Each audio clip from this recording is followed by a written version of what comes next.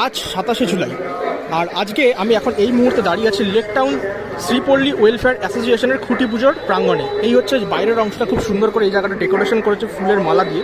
আর আজকে তাদের খুঁটি পুজো, এবং এই পুজোটা কিন্তু প্রায় 50 বছরের উপরের, মানে অনেক পুরনো পুজোর মধ্যে একটি, এবং এটি শ্রীভূমির খুব কাছেই কিন্তু পড়ছে।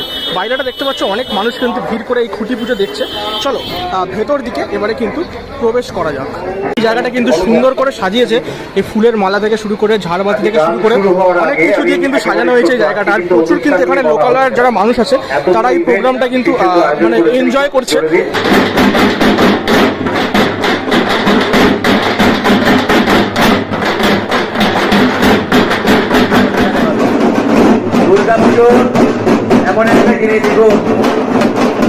এখানে চলছে ভেতরে খুঁটি পুজো।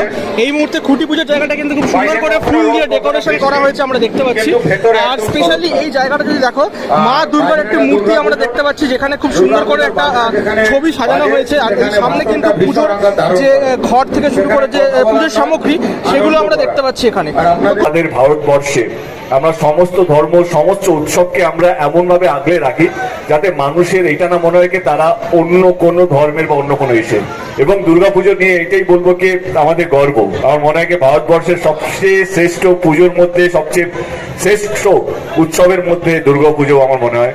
অ্যান্ড আজকে খুঁটি পুজো, তার মানে দুর্গাপুজো চলেই এলো আর কি। মানে বাড়ির দরজায় নক করছে, টক টক, আমি আসছি আমি আসছি আমি আসছি। মা মনে হয় আর কিছুদিনের মধ্যেই তাড়াতাড়ি চলে আসবে।